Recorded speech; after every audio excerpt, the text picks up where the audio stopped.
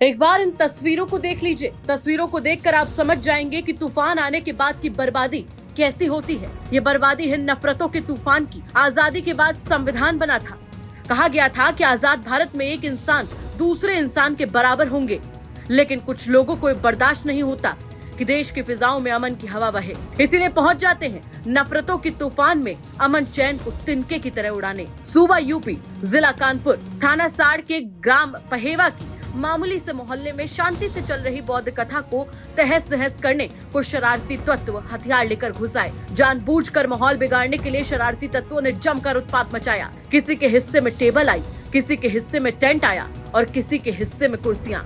सबने अपने अपने हिसाब से जैसा चाहा सामान के साथ सुलूक किया।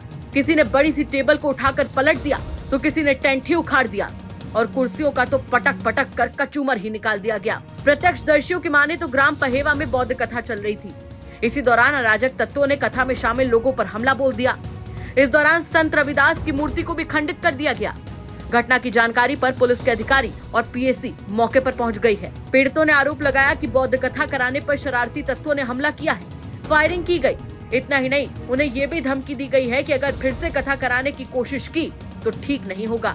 यहाँ पर जो कार्यक्रम था, क्या कार्यक्रम था और क्या घटना हुई यहाँ पर? यहाँ पे घटना ये हुई है, यहाँ पे 7 दिवसीय बुद्ध कथा चल रही थी। चलने के बाद यहाँ पे बहुत कुछ दबंग लोगों ने गुंडागर्दी करते हुए कुछ लोग आए हुए थे, जिसमें बुद्ध कथा का 10:30 बजे रात में कार्यक्रम जब समाप्त हुआ है तो लोग आए थे। यहाँ पे तोड़ फोड़ किया, पूरा टेंट को तोड़ा, जिसमें और फायरिंग भी की, जिसमें और कुछ लोगों को मारा भी है, तो जिसमें सर पे चोटें भी हैं। काफ़ी लोग अस्पताल में भर्ती भी हैं, रिफर भी हो गए हैं घाटमपुर से। और दूसरी बात, यहाँ पे रविदास जी की मूर्ति भी को खंडित करने का काम किया है, और जिसमें हमारे बहुजन समाज के लोग बहुत दूर से चल कर आए हुए, हमारे बहुत लोग यहाँ पे उपस्थित हैं। और हम लोग शासन प्रशासन से मांग कर रहे हैं, यदि 6 घंटे के अंदर गिरफ्तारी नहीं करेंगे तो हम लोग रोडों में आने का काम करेंगे। अच्छा, इसमें अभी तक कुछ लोगों की क्या गिरफ्तारी हुई है क्या? अभी किसी गिरफ्तारी नहीं हुई है, और गिरफ्तारी 6 घंटे के अंदर शासन प्रशासन ने बोला है।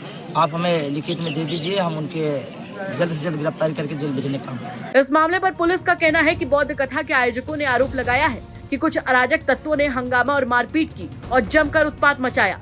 तहरीर के आधार पर मुकदमा दर्ज कर लिया गया है और आरोपियों की गिरफ्तारी को लेकर कार्रवाई चल रही है।